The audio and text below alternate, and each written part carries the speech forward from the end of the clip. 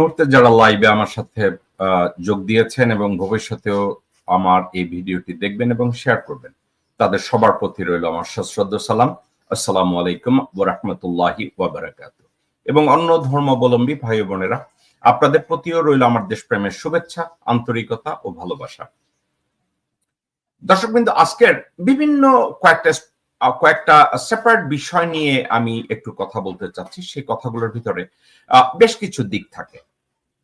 সেটা হচ্ছে, আমাদের দেশের মানুষরা, স্পেশালি জনগণ, যারা একটা দেশের জনগণের সংখ্যাগরিষ্ঠ মানুষরা যদি অশিক্ষিত, অদূরদর্শী এবং অপরিণামদর্শী হয়, তাইলে ওই দেশটা যেদিকে যায়, সে দেশে আর যাই হোক উন্নতি আসে না, ওই দেশে স্টেবিলিটি আসে না, ওই দেশে স্থিরতা বলতে সামাজিক স্থিরতা, আইন শৃঙ্খলা পরিস্থিতি, এগুলো কখনো ভালো হয় না। এগুলোর জন্য মানুষের চরিত্রের কিছু পরিবর্তন আনতে হয়। আপনি আপনার দেশের সংস্কার চাইবেন, আপনারা বলবেন রিফর্ম, আপনারা রিফর্ম চাচ্ছেন। দর্শকবৃন্দ, ডক্টর মোহাম্মদ ইউনূস যখন প্রথম বলেছিলেন যে আমাদের দেশের রিফর্ম দরকার, এই রিফর্মটা কি? ডক্টর মোহাম্মদ ইউনূসকে কখনো টাউন হল মিটিং করতে দেখছেন যে আমাদের রিফর্ম জিনিসটা কি এবং রিফর্ম অথবা সংস্কার জিনিসটা কি, কোন বিষয়টা নিয়ে সংস্কার করবে, কেন সংস্কার করবে, কিভাবে সংস্কার করবে? উনি কি এটা কখনো টাউন হল মিটিং এ গিয়ে বলছে? ওনার উপদেষ্টারা গিয়ে বলছে? এবং ওনারা যে কমিশন করেছেন সংস্কারের জন্য, বিচারের জন্য, নির্বাচনের জন্য, ওনারা কি প্রত্যেকটা ডিস্ট্রিক্টে জনগণের কাছ থেকে গিয়ে টাউন হল মিটিং এ অথবা লোকজনদেরকে ডেকে কনভিন্স করার জন্য উনি কি কাউকে বলেছে যে আমাদের এই সংস্কার এই জন্য দরকার, আমাদের দেশের ইনফ্রাস্ট্রাকচারের এই অসুবিধা, আমাদের দেশের বিচার বিভাগের এই অসুবিধা, আমাদের দেশের সংবিধানের এই অসুবিধা, আমাদের দেশের বাণিজ্যের এই অসুবিধা, আমাদের দেশের ফরেন পলিসির এই অসুবিধা, ধর্মচর্চার এই অসুবিধা, ধর্মীয় সম্প্রীতির দিক থেকে এই অসুবিধা, এগুলো কি আপনাদেরকে কখনো বলছে? আমি আপনাদেরকে যদি বলি, একটা কথা শেখে মানুষ, ডক্টর মোহাম্মদ ইউনূস এটা শিখেছে, কিন্তু এটা প্র্যাকটিস সে করে নাই। বইতে পড়েছে, কিন্তু এটা প্র্যাকটিস সে করে নাই। ব্যক্তি জীবনে এগুলো উনি নিজের চোখের সামনে দেখেছে, কিন্তু ব্যক্তি জীবনে এগুলোর প্রয়োগ উনি করেন নাই। তাহলে সাবজেক্টটা কোথায় গিয়ে দাঁড়ালো আপনাদের একটু একা একা চিন্তা করেন।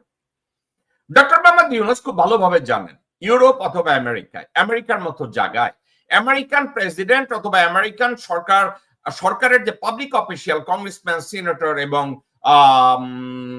মেয়র এবং গভর্নর, তারা যখন একটা পলিসি রিফর্ম করে, একটা পলিসি অ্যাডপ্ট করে, একটা পলিসি নিয়ে কাজ করে, তখন প্রথম তারা একটা কাজ করে, টাউন হল মিটিং করে, জনগণের সাথে আমেরিকার 50টা স্টেটে একটার পর একটা স্টেটে ভিজিট করে এবং জনগণদেরকে ডেকে বলে। ফর এক্সাম্পল, আমি আপনাদেরকে একটা উদাহরণ দিই। বারাক ওবামা যখন অ্যাফোর্ডেবল কেয়ার অ্যাক্ট অথবা ওবামা কেয়ার অর্থাৎ ইউনিভার্সাল হেলথ কেয়ার, উনি যখন চিন্তা করলেন যে আমেরিকায় প্রত্যেকটা জনগণ ইউনিভার্সাল হেলথ কেয়ারের দরকার, উনি কি করলেন আপনারা কি জানেন?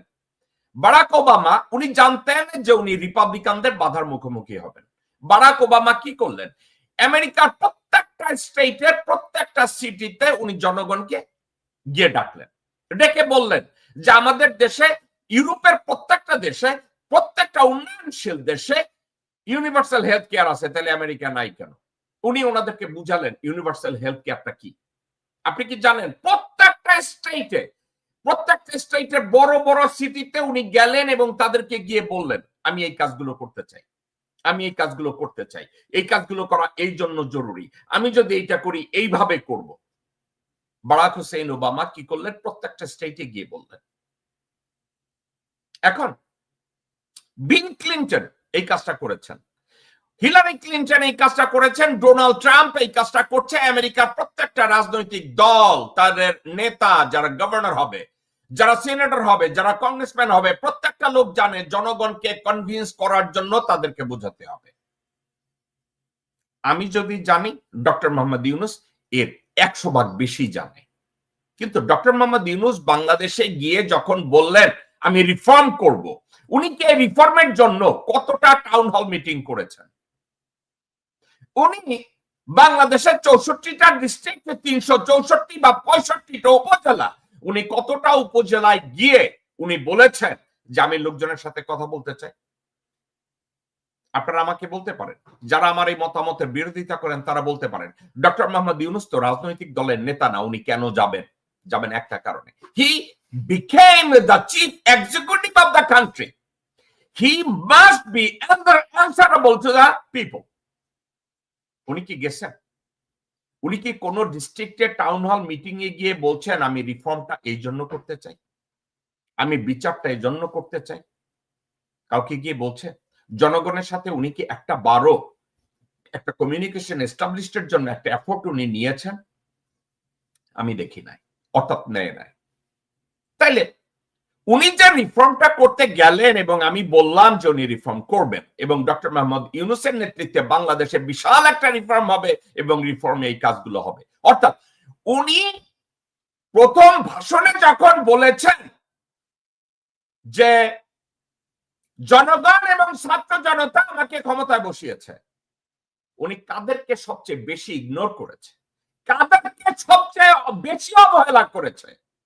ছাত্র এবং জনতাকে। যেখানে ওনার শক্তি হলো ছাত্র জনতা, সেই ছাত্র জনতার কাছে উনি যাননি, উনি কে বলেননি, উনি একটা বারের জন্য বলেননি আমি জনতার কাছে যাব। অথবা ওনার চারপাশের যেসব বুদ্ধিজীবী নানা ঢেকিরা বসে আছে তারা ওনাকে বলে নাই স্যার জনগণের সাথে আপনার সম্পর্ক বিল্ড আপ করতে হবে। আমেরিকা একটা কথা আছে, ইউরোপে একটা কথা আছে, do not take anything for granted. Doctor Mohammad Yunus এবং এনসিপির যে ছাত্র সংগঠনগুলো তারা জনগণের আস্থাকে গ্রান্টেড হিসাবে নিয়ে তাদের বিপ্লব আজকের মাটির সাথে মিশে যাচ্ছে। বিপ্লবের কোনো রেজাল্ট জনগণ দেখতে পাচ্ছে না, দেশে কোনো রিফর্ম হবে না, দেশের কোনো বিচার হবে না। যেই আশায় 1500 থেকে 2000 মানুষ জীবন দিয়েছে, আবু সাইদরা জীবন দিয়েছে, কোনো কাজ হবে না, হবে না এবং হচ্ছে না, এর কোনো নিশানাও আমি দেখতে পাচ্ছি না। অর্থাৎ আমি যে কথাটা বলতে চাচ্ছি, ডক্টর মোহাম্মদ ইউনূস ক্ষমতায় যাওয়ার পরে উনি কোনো জায়গায় গিয়ে জনগণকে বুঝাতে পারে নাই যে আমি সংস্কারটা করব। ওনাকে সংসদ ভবনের সামনে নিয়ে দাঁড় করানো হলো জুলাই সনদ পড়ার জন্য। আপনি কি জানেন ওই জুলাই সনদটাও পুরাটা ওনার, ওই জুলাই সনদের ব্যাপারে ওনার নিজেরই কোনো আস্থা নেই। ঠিক যেমনি বিএনপি, তারা 31 দফা, তারেক রহমান 31 দফা করে, তারেক রহমান 31 দফা নিয়ে কোনোদিন একটা করে এক একটা দফার ব্যাখ্যা তারেক রহমান দিয়েছে? বিএনপির সালাউদ্দিন দিয়েছে, বিএনপির আমির খসরুরা দিয়েছে, বিএনপির আব্দুল আউয়াল মিন্টুরা দিয়েছে, বিএনপির অন্য কোন নেতা নেত্রী তারা দিয়েছে 31 দফার কোন ব্যাখ্যা? দর্শকবৃন্দ, দেশের জনগণ যদি একটা রাজনৈতিক দলের এজেন্ডা নিয়ে না জানে, কোয়ালিটি নিয়ে না জানে, একটা দেশের জনগণ তাদেরকে যদি প্রশ্ন না করে, সে দেশের মুক্তি আসবে? আপনি আমি আশা করে বসে থাকবো আমাদের দেশের মুক্তি আসবে? দর্শকবৃন্দ, আমাদের মনের ভিতরে আমরা স্বাধীনতা চাই, কিন্তু স্বাধীনতা কি আমরা এই জিনিসটা জানি না। আমরা সবাই স্বাধীনতা চাই, আমরা একটা দেশ চাই, কিন্তু দেশটা যে কি আমরা এটা জানি না। একটা দেশে একজন ব্যক্তির জীবনে, একজন জনগণের জীবনে একটা দেশ কতটা ইম্পর্টেন্ট, একজন মানুষের কাছে তার দেশ, তার সংবিধান, তার স্থিতিশীলতা, তার ইকোনমি, তার সোশ্যাল প্র্যাকটিস কতটা ইম্পর্টেন্ট এটা আমরা জানি না। দর্শকবৃন্দ, আজকে আমি আপনাদেরকে ছোট্ট 2 সেকেন্ডের একটা ভিডিও দেখাবো। এক ভদ্রলোক আর্জেন্টিনায় জন্মগ্রহণ করেছেন। আর্জেন্টিনায় জন্মগ্রহণ করে উনি সমাজের অসমতা দেখেছেন। উনি সমাজের এতটা অসমতা দেখেছেন, উনি বলেছেন এই সমাজের অসমতাকে দূর করার জন্য তার কিছু একটা করতে হবে। সমতা দূর করার জন্য, অসমতা দূর করার জন্য ওনার কিছু একটা করতে হবে। ভদ্রলোক 1928 সালে জন্মেছেন বা তারও আগে জন্মেছেন। ভদ্রলোক বললেন তার এই অসমতা দূর করতে হবে। ভদ্রলোকের নাম ছিল আর্নেস্তো শে গুয়েভারা। এই ভদ্রলোক একটা সমাজে, উনি কিন্তু কোনো মুসলমান ছিলেন না, উনি একজন আর্জেন্টাইন একজন মানুষ। উনি জন্মগ্রহণ করার পরে একটা সমাজের অসমতা দেখেছে, একটা সমাজের অন্যায় অবিচার দেখেছে, একটা রাষ্ট্রের ব্যর্থতা উনি দেখেছে। উনি দেখেছে কেউ বিরিয়ানি আর কেউ না খেয়ে পড়ে আছে রাস্তায়। উনি বাড়ির মালিক এবং ভাড়াটে দুইজনের তফাৎটা দেখেছে। উনি ব্রাহ্মণ এবং নমশূদ্রের তফাৎটা উনি দেখেছেন। ধনী এবং গরিবদের অসমতা উনি দেখেছেন। স্বেচ্ছাচারিতা, গরিবদের উপরে ধনীদের অত্যাচার উনি দেখেছেন। তারপরে উনি একটা স্বপ্ন দেখলেন যে আমি একটা রাষ্ট্রের স্বপ্ন দেখি, যেই রাষ্ট্রে এগুলো থাকবে না, সবাই সমান থাকবে, সবাই নাগরিক থাকবে, সবাই নাগরিক অধিকার ভোগ করবে। উনি দেশের অস্তিত্বটাকে এতই গুরুত্ব দিলেন। আপনি কি জানেন কিউবান রেভলিউশনের পরে ফিডেল ক্যাস্ট্রো আমেরিকায় আসলো না, এই শে গুয়েভারাকে জাতিসংঘে পাঠানো হলো। আপনাদেরকে আমি বলি, শে গুয়েভারাকে, আর্নেস্টো শে গুয়েভারাকে আমেরিকায় পাঠানো হলো জাতিসংঘে। উনি এসে সেখানে ভাষণ দেবেন। কিউবান রেভলিউশনের পরে আপনারা যারা দেশের স্বাধীনতা, চেতনা, মুক্তিযুদ্ধ এগুলো নিয়ে গলাবাজি করেন, শোনেন সে গুয়েভারা শুধু দুই তিনটা শব্দ উচ্চারণ করেছিল জাতিসংঘে।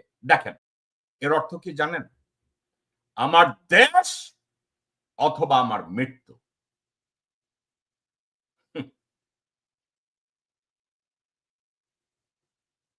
কি বলেছে? আমার দেশ অথবা আমার মৃত্যু। আপনারা কি এই কথাটাকে ধারণ করেন দর্শকবৃন্দ?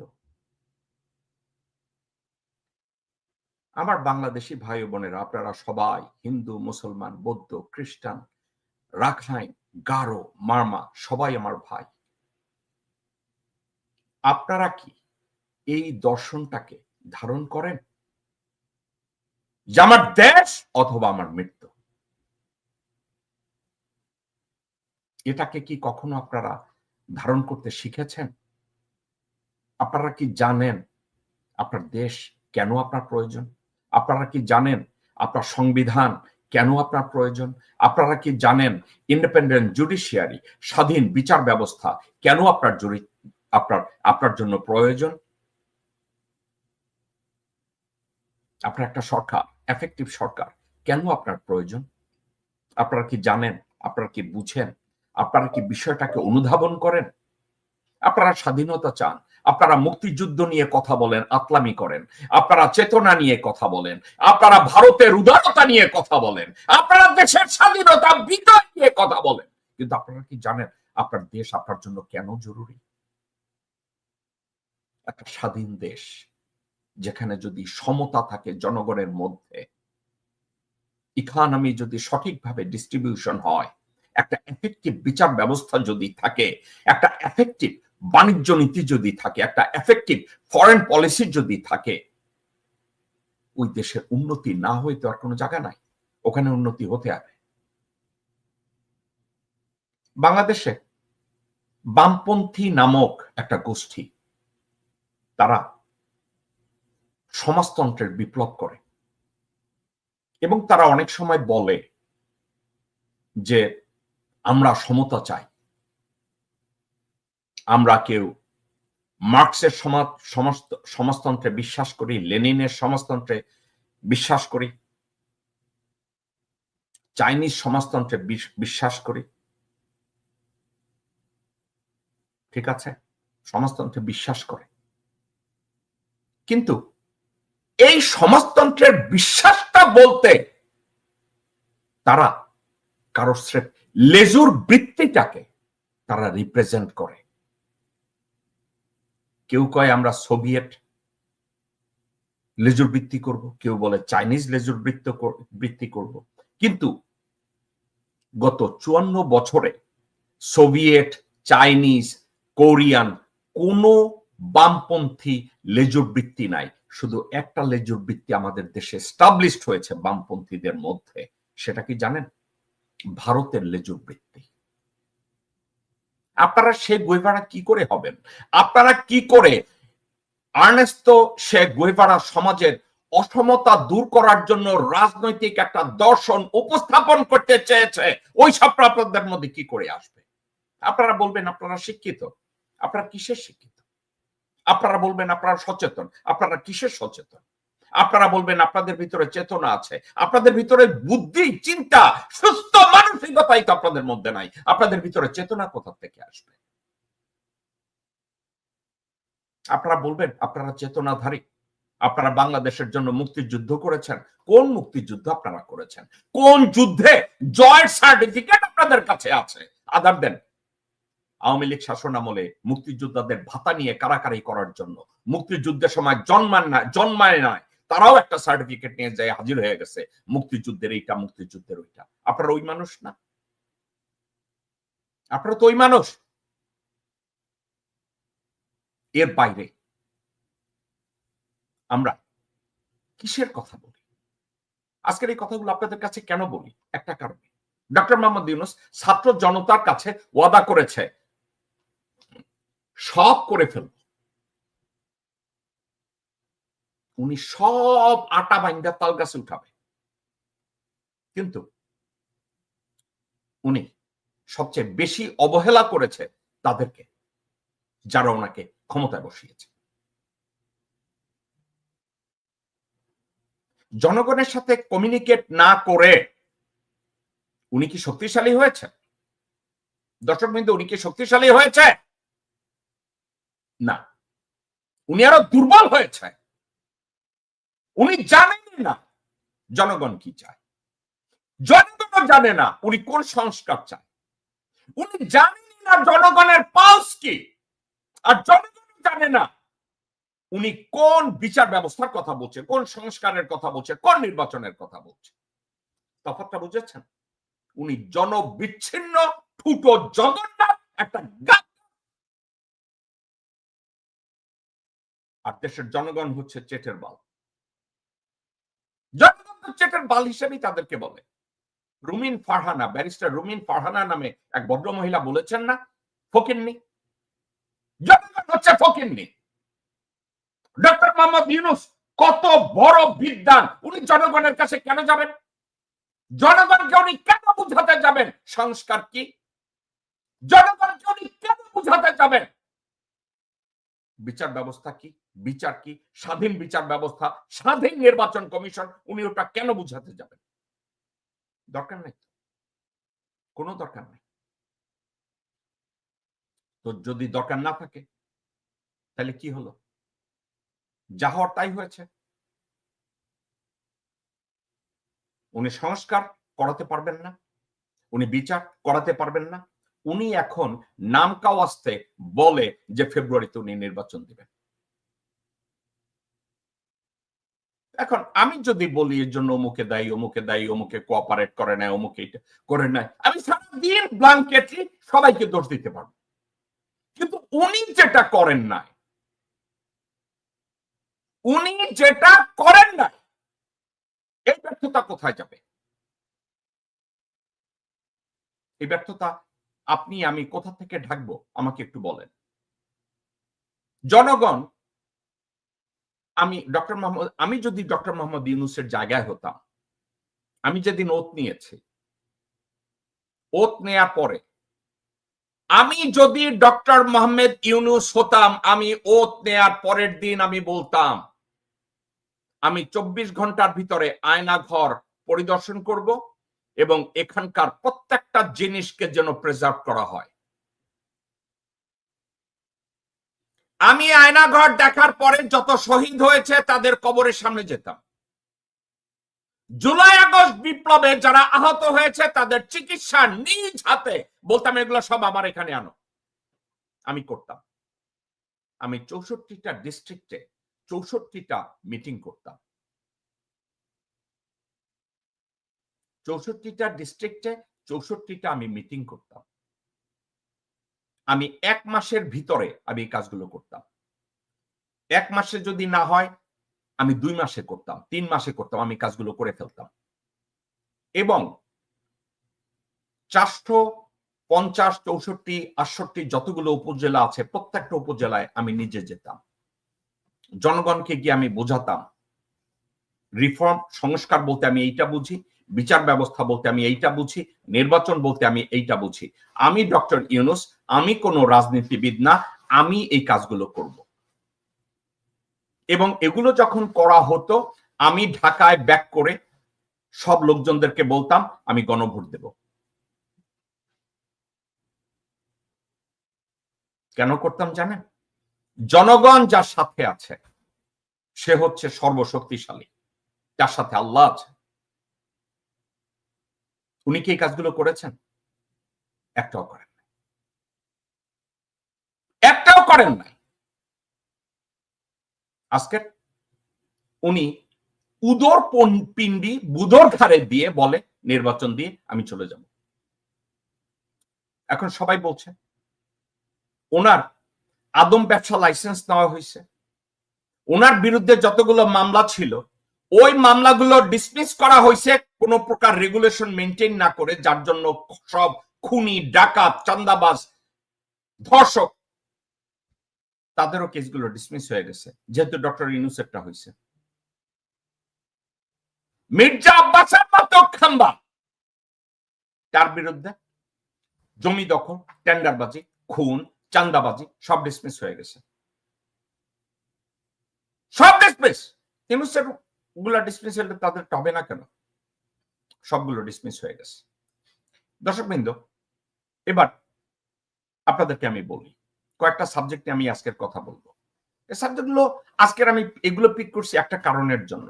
অনেক ছোট সাবজেক্ট নিয়ে আমি কথা বলি না, আমি বিশাল সাবজেক্টগুলো নিয়ে কথা বলতে গিয়ে আমি খেই হারায় ফেলাই। আপনারা যদি সচেতন হন, মির্জা আব্বাস বলছে ধর্ম ব্যবসায়ী একটা দল নির্বাচন নিয়ে বিভ্রান্তি ছড়াচ্ছে। আপনারা একা একা চিন্তা করেন কথাটা কে বলছে? ব্যক্তি জীবনে যে লোকটা অসৎ, ব্যক্তি জীবনে যেই লোকটা চাঁদাবাজ, ব্যক্তি জীবনে যেই লোকটা ডাকাত, ব্যক্তি জীবনে যেই লোকটা অর্ধশিক্ষিত, ব্যক্তি জীবনে যেই লোকটা চাঁদাবাজ, খুনি, টেন্ডারবাজ, দখলবাজ। এখন এদেরকে যদি আপনারা নির্বাচিত করেন আপনাদের প্রতিনিধি হিসাবে, এদের পিছনে গিয়ে যদি আপনারা দাঁড়ায়া বলেন এরাই আমাদের নেতা, দর্শকবৃন্দ, তাইলে আপনারা বা দেশের জনগণ আপনারা কার দ্বারা সুশাসন চান? কার দ্বারা সচেতন একটা কান্ট্রিকে, একটা উন্নয়নশীল একটা দেশে পরিণত করার জন্য কাকে নেতা নির্ধারণ করলেন? অর্ধশিক্ষিত, চোর, ডাকাই, খুনি, দখলবাজ, টেন্ডারবাজ, এমন একজন লোক, সে ধর্ম নিয়ে কথা বলার মতো তার কোনো যোগ্যতা আছে? দর্শকবৃন্দ, একা একা একটু চিন্তা করেন ধর্ম নিয়ে তার কথা বলার যোগ্যতা আছে কিনা। ধর্ম নিয়ে কথা বলতে গেলে বাংলাদেশে দেখি ইদানিং বিএনপির লোকজনরা তারা যেভাবে কথা বলে যে তারা হচ্ছে ধর্মের ধারক, কিন্তু তাদের ধর্ম নিয়ে কথা বলার মতো যোগ্যতাটা কোথায়? কেন যোগ্যতা নাই? ধর্ম নিয়ে কথা বলতে গেলে যে কোনো রিলিজিয়াস থিওলজি জানতে হয়, এটার উপরে পড়াশোনা করতে হয়, এবং তার principle for a state and execution of that state and execution of those law, এটা নিয়ে ভালো লেখাপড়া করতে হয়, জানতে হয়। তারা কি এগুলো নিয়ে করেছে? বিএনপির এই লোকটা যখন বলে যে একদল ধর্ম ব্যবসায়ী তারা এই কাজগুলো করে, ঠিক আছে, কে বলছে? মির্জা আব্বাস। এখন মির্জা আব্বাসকে আপনাকে বলছি চোর, ডাকাত, খুনি, ধর্ষক, দখলবাজ, টেন্ডারবাজ, অর্ধশিক্ষিত। যেই লোক জাতে ওঠার জন্য তার একটা বংশ পরিচয় ঢুকাইছে, যে মির্জা না, তার নামে শেষে মির্জা লাগাইছে। এখন এই লোকটাকে আপনারা নির্বাচন করছেন, মানে বিএনপি তাকে নেতা বানাইছে এবং আপনারা তাকে ভোট দিচ্ছেন। এবং যেই লোক রেলের জমি দখল কইরা নিজের সামনে এসে বলে পুরা শাহজাহানপুর আমার, এখন এই লোক যদি হয় আপনার নেতা, গড ব্লেস ইউ, আল্লাহ আমাদের সহায়। কিন্তু আপনারা কি করছেন? আপনাদের ভাগ্য আপনারা নির্ধারণ করছেন যে একটা চোর আপনাকে রিপ্রেজেন্ট করবে। এখন আরো একটা কথা বলি, তারা এখন ধর্ম নিয়ে কথা বলা শুরু করেছে। আপনারা জানেন ওহুদের যুদ্ধে আমাদের রাসূল পাক সাল্লাল্লাহু ওয়াসাল্লাম ওনার একটা দন্ত মোবারক শহীদ হয়েছে। এখন এই আমাদের রাসূলের একটা দন্ত মোবারক শহীদ হয়েছে, এইটা নিয়েও যোগ করতে, ঠাট্টা করতে, মস্করা করতে সালাউদ্দিনের মতো লোকজনরা পিছায় না। শুনেন, আমাদের রাসূলের একটা দন্ত মোবারক শহীদ হয়েছে, এটাকে নিয়েও ঠাট্টা করতে 9 বছরের ট্রেনিং প্রাপ্ত, ভারতের ট্রেনিং প্রাপ্ত রয়ের দালাল সালাউদ্দিনের আত্মা বিন্দু মাত্র কাঁপে নাই, তার বিবেকটাকে বাধা দেয় নাই যে আমাদের রাসূলের দন্ত মোবারক নিয়ে যোগ করার মতো অধ্যত্ত এই কুত্তার বাচ্চা কি করে হয়, তার বুক কাঁপে নাই। এখন সে মাথায় টুপি দেয়, 2 দিন পরে মাথায় পাগড়ি বাঁধবে। আমি 3 দিন আগে কথা বলতে গিয়ে এক জায়গায় বলেছিলাম, বিএনপির নির্বাচনী স্লোগান মনে মনে জয় বাংলা, ভোট ভিক্ষায় হক মাওলা। এই সালাউদ্দিনের মতো লোক আমাদের রাসূলের কাজ শহীদ হয়েছে সেটা নিয়ে সে যোগ করে, সেটা নিয়ে বক্তৃতা দেয়। শুনেছেন? এখন এই লোক যদি টুপি মাথায়, পাগড়ি মাথায়, কোরআন শরীফ নিয়ে আপনাদের সামনে হাজির হয়, এই লোককে আপনাদের কি করা উচিত? এই লোককে আপনাদের কি করা উচিত? এখন আপনারা কক্সবাজারে বদিকে পেয়েছেন আপনাদের এমপি হিসাবে, এ তো বদির চেয়েও খারাপ। কারণ বদি তো ইয়াবা ব্যবসা করছে, বদি প্রদীপের সাথে মিল্লা মেজর সিনহারে খুন করছে, কিন্তু সালাউদ্দিন 3 ধাপ আগায় গেছে। দেশের সবচেয়ে ব্যাংকের টাকা লুটকারী এস আলম এর তত্ত্বাবধানে সে এখন বিএনপির বড় নেতা, কারণ এস আলমের পুরা অ্যাকাউন্ট সালাউদ্দিনের দখলে। আপনার কি মনে হয় সালাউদ্দিন শুধু রয়ের দালাল? আর বিএনপি তারেক জিয়া তাকে সরায় না কেন, এটা আপনারা বুঝেন না? বিএনপির সব ফান্ড এই মুহূর্তে কে দিচ্ছে? এস আলম। এস আলমের ফান্ড কার নিয়ন্ত্রণে? এই সালাউদ্দিনের নিয়ন্ত্রণে।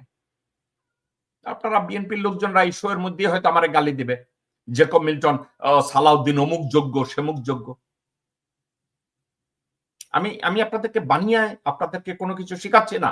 বিএনপির লোকজন আমাকে গালি দেওয়া শুরু করবে, কিন্তু বিএনপির লোকজন আমাকে গালি দিত না। আমি যখন হাসিনার 14 গোষ্ঠী উদ্ধার করতাম, স্টেট ডিপার্টমেন্টে উদ্ধার করতাম, জাতিসংঘে উদ্ধার করতাম, পেন্টাগনে উদ্ধার করতাম, তখন বিএনপি আমার কথাগুলো খুব শেয়ার করত, আমার কথাগুলো নিয়ে জিন্দাবাদ দিত।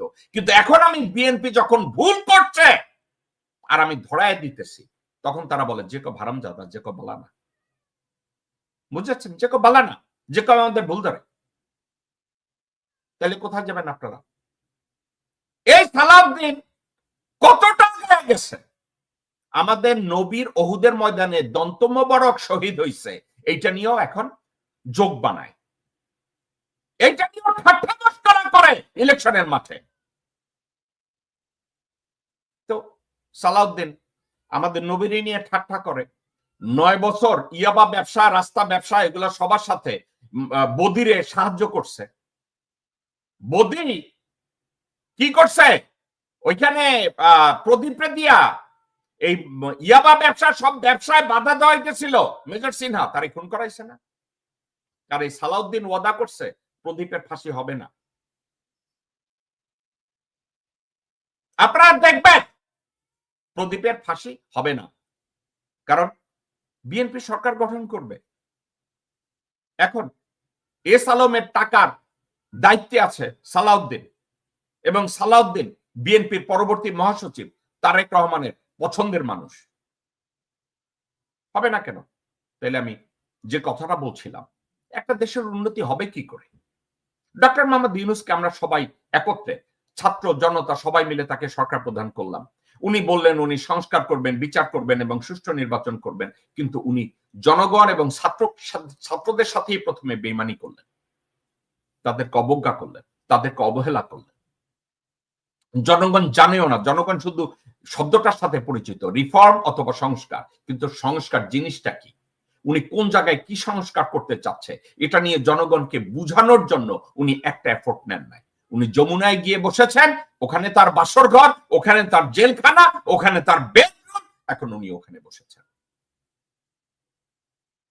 এর বাড়িতে আমি আর কিছু দেখি না। এখন সালাউদ্দিন যদি এই কথা বলে, এবং এই সালাউদ্দিন আবার কি করেছে, মির্জা আব্বাস এবং সালাউদ্দিন বলছে এই কথা। আপনারা যদি এভাবে চিন্তা করে দেখেন যে একটা বিএনপির মতো বড় রাজনৈতিক দলের নীতি নির্ধারক টাইপ নেতাদের কথাবার্তা যদি এইটা হয়, যোগ্যতা যদি এইটা হয়, নীতিবোধ যদি এইটা হয়, ওই দলটার থেকে আপনারা কি আশা করতে পারেন? ওয়েল, আপনারা আশা করতেই পারেন, কিন্তু আমি করি না।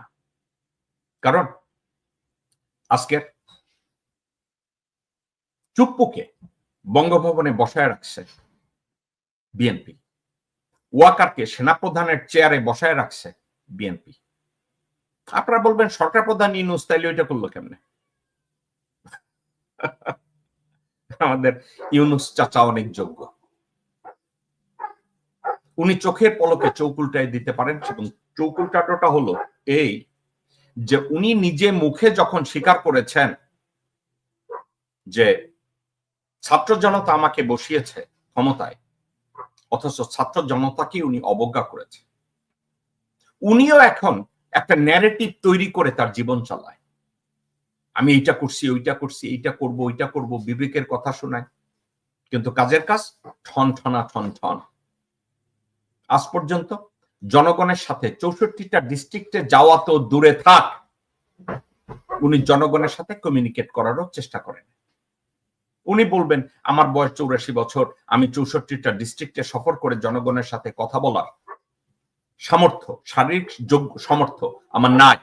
কিন্তু এটা কি আপনি একবারও বলেছেন? ওয়াকার আপনাকে অসম্মান করে, ওয়াকার আপনাকে ডিসোবে করে, ওয়াকার আপনাকে ল্যাং মারে, আপনি এই কথাটা লোকজনের সামনে বলেন না, আপনি বলবেন আপনার লজ্জা বেশি। আপনি আপনার লজ্জা এবং ইজ্জত বাঁচাতে দেশের 20 কোটি মানুষকে গাড়ির নিচে ফেলাই দিতেছেন, নদীতে ডুবাই দিতেছেন, সাগরে ভাসায় দিতেছেন। আপনার ইজ্জত এত বেশি, আপনি বলতে পারছেন না যে ওকে আমার কথা শুনে না। আপনি বলতে পারছেন না আমি চুপ্পুকে ওখানে চাই না। আপনি বলতে পারছেন না this is my next plan. Waker আপনাকে 4 মাস, 5 মাস, 6 মাস আপনাকে আয়না ঘরে যেতে দেয় না, আপনি যেতে পারলেন, আপনার বাইন্দে রাখছে। আপনাকে মারার জন্য আয়না ঘরে বোম সেট করছে, এটা নিয়ে একটা মামলা হয় না, এইটা নিয়ে আপনি কথা বলতে পারেন না। দর্শকবৃন্দ, আজকের আলোচনার মধ্যে আমি একটা কথা রাখছিলাম যে সংস্কার, বিচার ও নির্বাচনের বিপক্ষে কারা কারা? দেশদ্রোহী কয়েকজন জেনারেল, দেশদ্রোহী সচিবালয় 4 ভাগের 3 ভাগ সচিব, সামাজিক পতিতাপ নামের রাজনীতিবিদ ও বুদ্ধিজীবী, এবং এরা সবাই প্রত্যক্ষ অথবা পরোক্ষভাবে ভারতের সুবিধাভোগী, এবং এরা প্রত্যেকটা লোক ভারতের কাছে দায়বদ্ধ। হয় তারা টাকা পয়সার লোভে তাদের মানি ট্র্যাপে নিজেই পা দিয়েছে, অথবা হানি ট্র্যাপে তারা আটকে আছে। বড় রাজনৈতিক দল হাসিনা, রেহানা, বেগম খালেদা জিয়া, তারেক রহমান, এরা প্রত্যেকটা চরিত্র হানি ট্র্যাপ অথবা মানি ট্র্যাপের মধ্যে। এখন আরো একটা কথা আপনাদেরকে বলি, আমি বলতে চাই, সেটা কি জানেন? বাংলাদেশ জামাত ইসলামী তাদের সম্পর্কে বলা হয় যে তারা ধর্ম ব্যবসায়ী। দর্শকবৃন্দ, আমি আপনাদেরকে একটা কথা অনেক সময় বোঝানোর চেষ্টা করি, সেটা কি আপনারা জানেন? বাংলাদেশের কোন রাজনৈতিক দলই আমার রাজনৈতিক দল না। আবার বাংলাদেশের প্রত্যেকটা রাজনৈতিক দলের কোন নেতা বা কর্মী যদি ভালো কাজ করে, আমি তাদের ওই ভালো কাজটা ভালো একজন সমর্থক। আমি আপনাদেরকে যে কথাটা বলি, তো আমি যদি তাদেরকে বলি যে আমি তাদেরকে ভালো কাজের সমর্থন করি এবং খারাপ কাজের গঠনমূলক আলোচনা করার পক্ষে, আমি জামাত ইসলাম সম্পর্কে মাওলানা আব্দুল হামিদ খান ভাসানী, আমার নিজ কানে শুনি নাই, কিন্তু মাওলানা হামিদ খান ভাসানী উনি নাকি বলে গেছেন, নীল নদের পানি যেমন নীল না, জামাত ইসলামের ইসলামও ইসলাম না। দর্শকবৃন্দ, আমি একটা কথা আপনাদেরকে বলি, একটু কথাটা একটু মনোযোগ দিয়ে যদি আপনারা শুনেন, এখান থেকে কিছু একটা বোঝার আছে।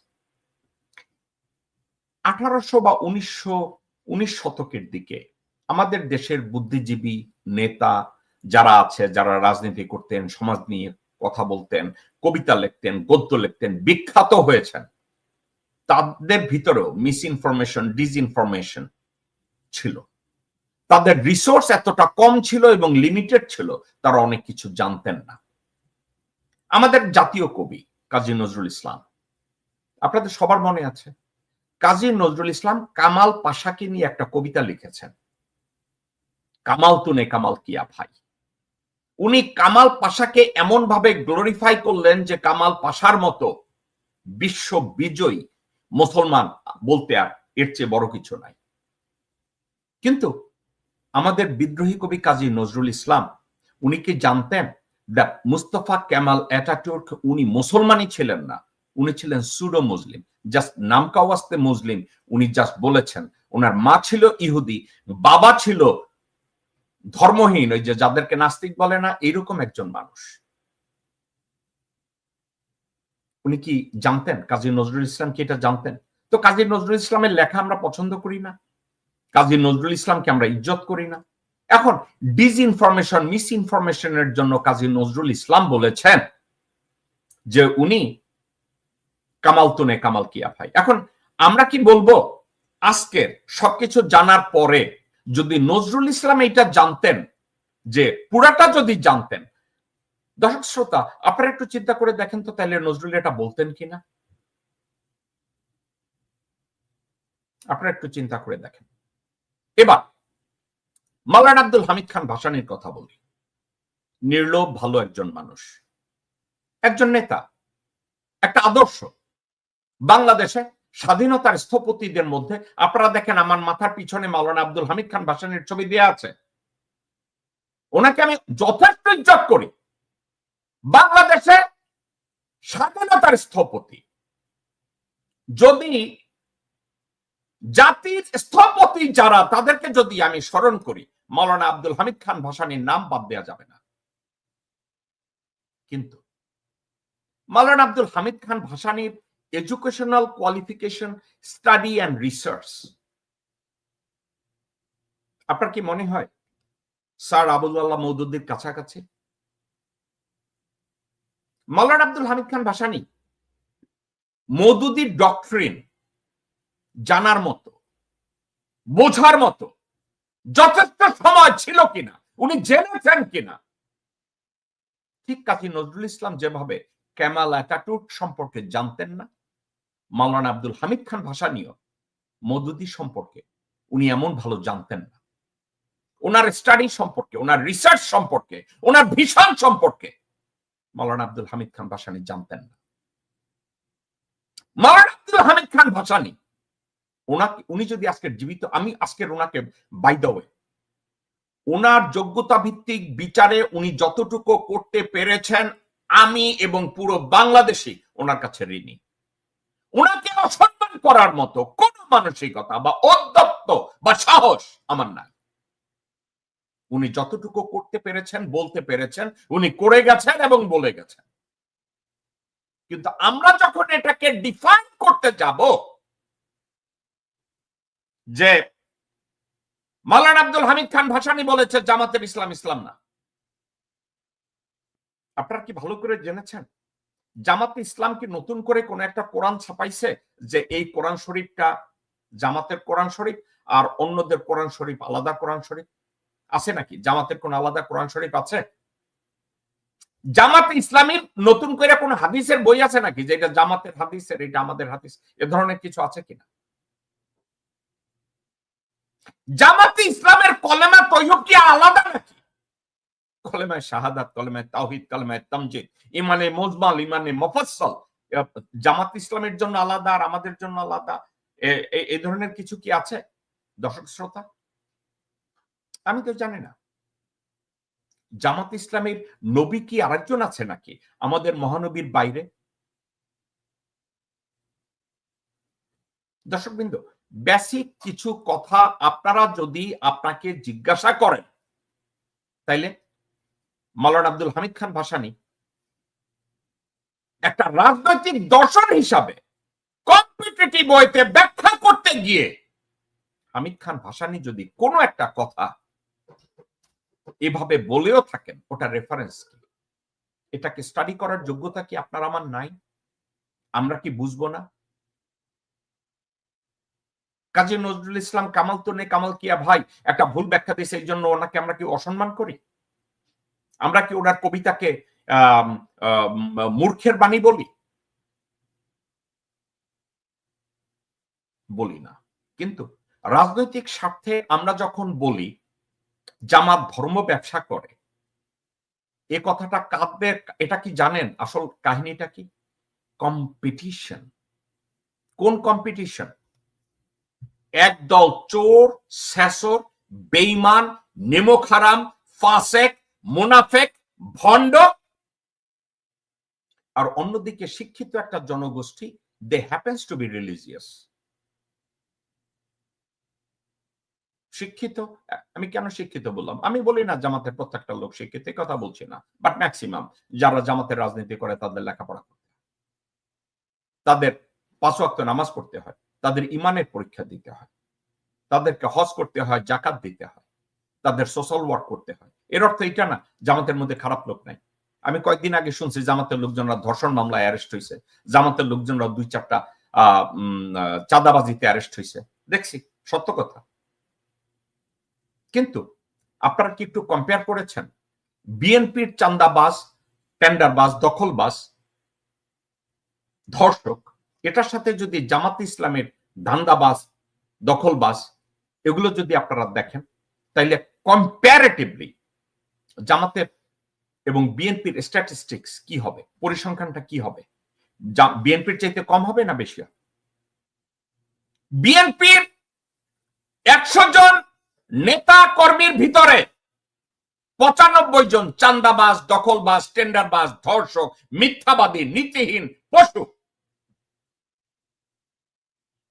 এবং জামাত ইসলামের ১০০ জনের মধ্যে ম্যাক্সিমাম 10% লোক ভণ্ড। এটা আমি হয়তো জামাতের লোকজনরা আমার উপরে গোসা করবে, না আমাদের ভিতরে ভণ্ড নাই, আমি বলবো আছে। কারণ জামাতের ভিতরে যদি একেবারে ভণ্ড না থাকতো, একেবারে জোচ্চর না থাকতো, তাইলে এসব ধান্দাবাজরা দাড়ি রেখা, টুপি রেখা ধর্ষণ করতো না, চুরি করতো না, ঘুষ নিত না, ধান্দাবাজি করতো না। তো আমি ধরে নেব 1 to 10 তাদের ভিতরে এটা আছে। তাহলে কম্পেয়ার করলে মানুষ হিসাবে যদি ভালো এবং খারাপের দিকে আপনারা যাইতে যান, আমি দেখি জামাতের ভিতরে ভালো লোকের সংখ্যা বেশি। তো এখন জামাতের ভিতরে ভালো লোকের সংখ্যা বেশি, আমি যদি এটা বলি, এটা বলার জন্য আমি জামাত হলাম? আমি তো একটা ভালোকে ভালো বলার জন্য আমার তো জামাত হওয়ার দরকার নাই, আমি জাস্ট ভালোটাকে ভালো বলছি। আপনারা, আমি যে কথাগুলো বললাম, আমার এই কথা আপনাদের পছন্দ করার, বিশ্বাস করার আপনাদের দরকার নাই, কিন্তু আপনারা কি একা একা নিজেদেরকে জিজ্ঞাসা করে দেখবেন, সে গুইবারার মতো আমার দেশ অথবা আমার মৃত্যু, এটাকে যদি একবার বিবেচনা করেন, তাহলে আপনারা দেশ সম্পর্কে জানুন, আপনারা সমাজ সম্পর্কে জানুন, আপনারা জানুন আপনারা কাকে নির্বাচিত করছেন। মির্জা আব্বাসকে, বিএনপির সালাউদ্দিনকে, বিএনপির আমানুল্লাহ আমানকে, আফরোজা আব্বাসকে, মোসাদ্দেক ফালুকে, মোহাম্মদ সালামকে, আমানুল্লাহ আমানকে, এদেরকে করেন। এখন এগুলো যদি আপনাদের স্বপ্ন হয়, আর একটা কথা, ছোটবেলা থেকে বাচ্চা কাচ্চাদের কোরআন শরীফ পড়াইবেন না, সেপারা পড়াইবেন না, ভাত খাওয়াইবেন না, আদর করবেন না, শিক্ষা দিবেন না, বাবা মার প্রতি সম্মান কেমনে করবে? আর সন্তানের বয়স যখন 20-25 বছর, তখন কইবা আমার পোলায় সালাম দেয় না, আমার পোলায় বেয়াদবি করে, আমার পোলায় নামাজ পড়ে না। আরে ভাই, ছোটবেলা থেকে সন্তান এগুলো শিখান নাই, প্র্যাকটিস করেন না। আপনারা নিজেরাই জানেন না সংস্কার কি, আপনারা নিজেরাই জানেন না বিচার কি, বিচার ব্যবস্থা কি, স্বাধীন বিচার ব্যবস্থা কি, আপনারা নিজেরাই জানেন না সংবিধানটা আপনাদের জন্য কেন জরুরি। আপনারা দেশের জরুরি, আপনাদের জন্য দেশ এবং দেশের পরিচয় এবং দেশের অস্তিত্ব আপনার ব্যক্তি জীবনে কতটা প্রয়োজন, এটাই আপনারা জানেন না। দেন আপনারা রাজনীতি করেন কেন? রাজনীতি নিয়ে কথা বলেন কেন? সোশ্যাল মিডিয়ায় বড় বড় আক্রমণ করেন কেন?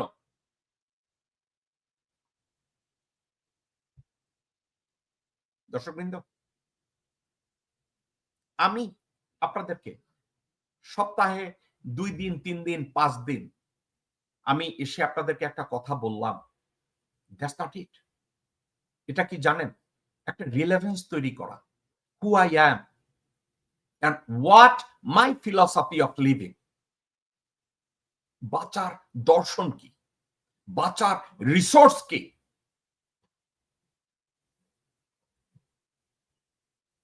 আপনি আপনাকে জিজ্ঞাসা করেছেন? আপনারা যখন ফেসবুকে, ইউটিউবে, অন্যান্য জায়গায় আপনারা একটা মতামত দেন, আপনারা একটা কথা বলেন, আপনারা কি একবারও চিন্তা করে দেখেছেন একটা দেশের শিক্ষিত সচেতন নাগরিক হিসাবে এই কথাটা বলা আমার জন্য কতটা লজিক্যাল? কতটা স্টাডি করেছেন, কতটা চিন্তা করেছেন, কতটা অনুধাবন করেছেন? আর যা লিখেন বা বলেন, এটাকে আপনি নিজে বিশ্বাস করেন? আপনি নিজে এটার উপরে রাখেন?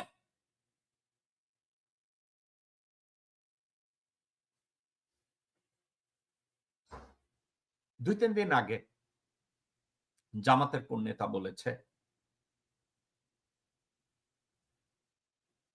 মুসলমানদের রোজা এবং হিন্দুদের পূজা মুদ্রার এপিঠ আর ওপিঠ। আপনাদেরকে কোন নেতা বলেছে আপনাকে এটা নিয়ে আমি কথা বলবো না, কিন্তু কথাটা এটা বলেছে। আপনাদেরকে আমি একটা ব্যাখ্যা করি। স্পেনে মুসলিম শাসনে আব্বাসিদরা যখন শাসন করে, ওখানে মুসলমানরা ছিল সংখ্যালঘিষ্ঠ, সংখ্যা ছিল তাদের, মুসলমানদের সংখ্যা এত কম ছিল, তারা ওখানে কেমনে শাসন করবে? অথচ মুসলমানরা জোর করে একজন মানুষকে তারা মুসলমান বানায় না। কারণ আমাদের ইসলাম বলে there is no compulsion in faith। দর্শকবৃন্দ, আবার বলি, there is no compulsion in faith। আমাদের ধর্মে কোনো জবরদস্তি নাই। আপনারা জানেন না, আমি জানি, আপনিও জানেন, দেশের জনগোষ্ঠী জানে, অর্থাৎ আমাদের ধর্মে কোনো জবরদস্তি নাই। যার জন্য মুসলমানরা শত শত বছর ভারত শাসনের পরেও হিন্দুরা ঠিকমতো ধর্ম প্র্যাকটিস করেছে।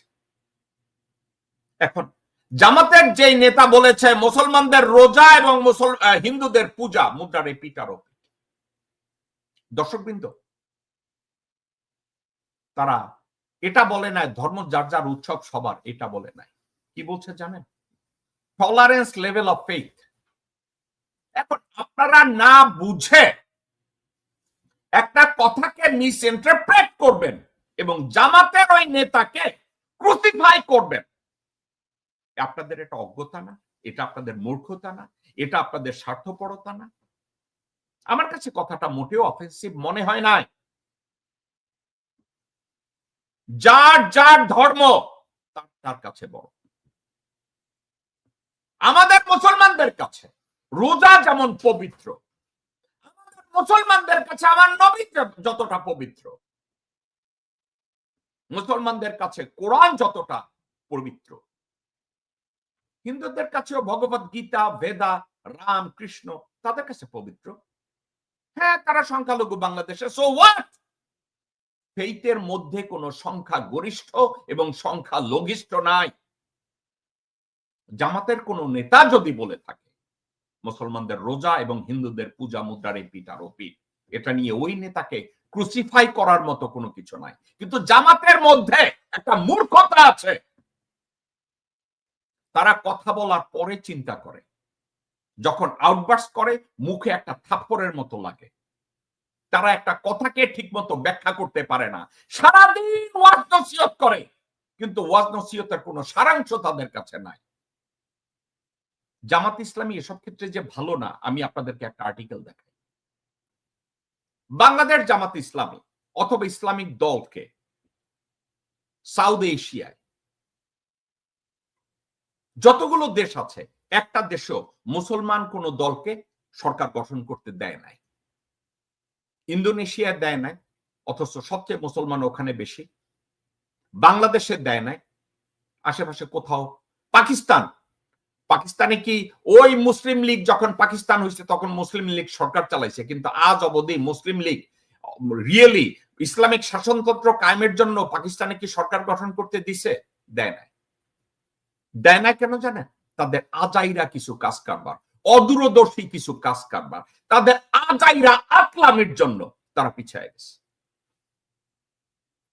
মুসলমান জনগোষ্ঠীকে পশ্চিমের সাথে সোশ্যাল কম্পিটিশনে, পলিসি কম্পিটিশনে পিছনে ফালানোর জন্য তারা একটা আইসোলেশন তৈরি করে, এবং এই আইসোলেশনটা যখন তারা তৈরি করে, তারা এই ধরনের কর্মকাণ্ডকে ব্যবহার করে।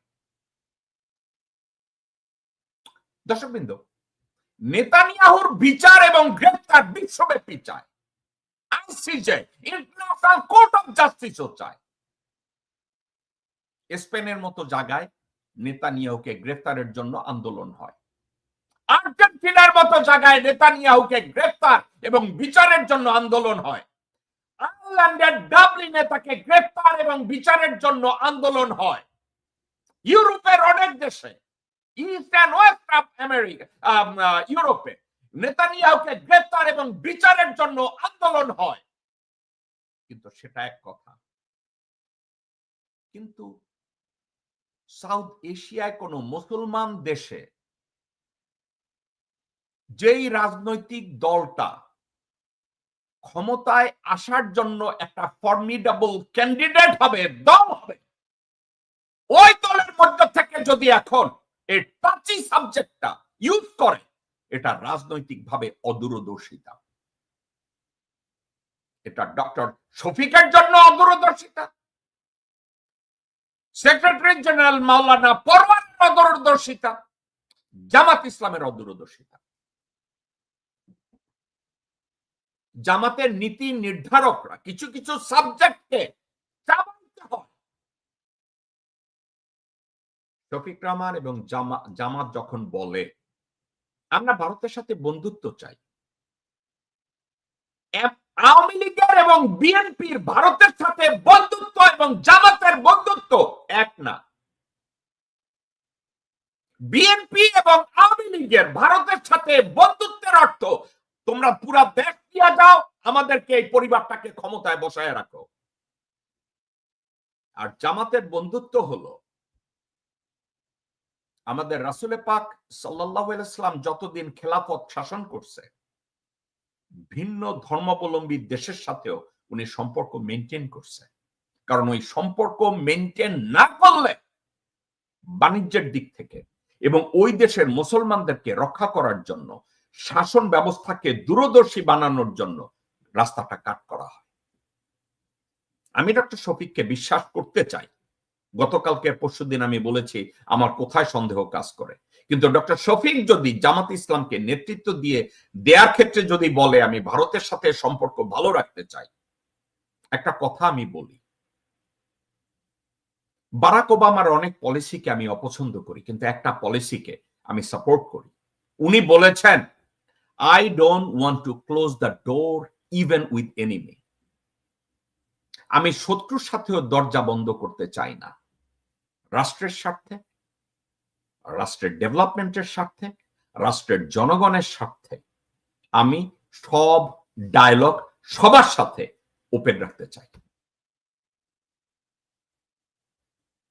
রিপাবলিকান পলিসির সাথে বারাক ওবামা বিরোধিতা করলেন, বললেন আমি কোনো প্রি কন্ডিশনের দরকার নাই, আমি সবার সাথে কথা বলবো।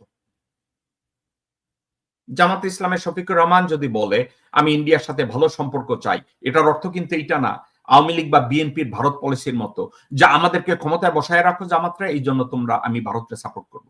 Not necessary. এখন এটা কি আপনারা বুঝেন না বুঝেন না? সবাই দেখি সোশ্যাল মিডিয়ায় পোস্ট দিতেছে, আমার ছেলেপানরা আমারে পাঠাইতেছে, ভাই জামাত ইসলাম আমির এই কথা বলছে, ভারতের সাথে সুসম্পর্ক চাই। হ্যাঁ চাই, কিন্তু বিএনপির ভারতের সাথে সুসম্পর্ক এবং আওয়ামী লীগের ভারতের সাথে সুসম্পর্ক এবং জামাতের সাথে ভারতের সুসম্পর্ক সাবজেক্ট এক না। আপনাদেরকে আমি বলেছি, আমি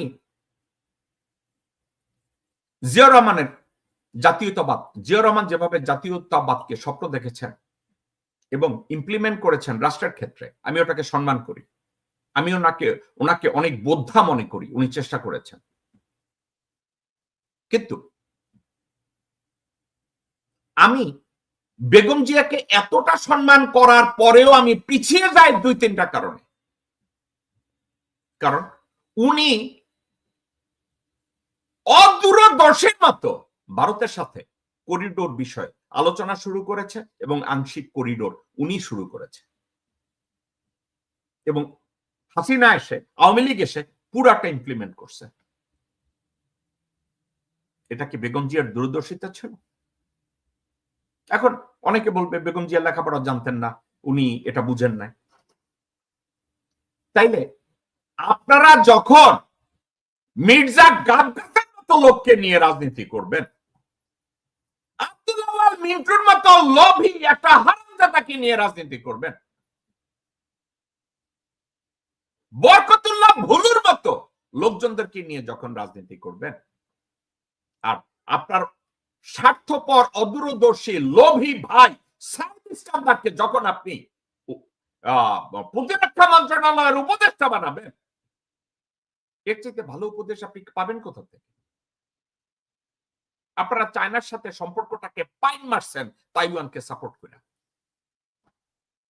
বরকতুল্লাহ ভুলুর খোঁচায় আর আপনার ভাই সাউথ ইস্টার্নের খোঁচায় মঈনের মতো খালেদ মোশাররফের চামচাকে সেনাপ্রধান বানাইয়া তারেক রহমানের কোমরটা ভাঙাইছেন। আমি জানি আমার কথাবার্তা আপনাদের ভালো লাগবে না, আমার এই শো শেষ করার পরে আপনারা আমাকে গালি দিবেন, সো বি ইট। দর্শকবৃন্দ, আরো দুই একটা ব্যাপারে আজকের একটা ছোট্ট একটা ভিডিও দেখাই আজকের আলোচনাটা আমি শেষ করতে চাচ্ছি। একটা ভিডিও দেখাই, ভিডিওটা দেখে আমি খুব হাসছি। আমার মনে হয় ভিডিওটা দেখলে আপনাদেরও ভালো লাগবে। ভিডিওটা দেখার পরে আজকের শো আমি শেষ।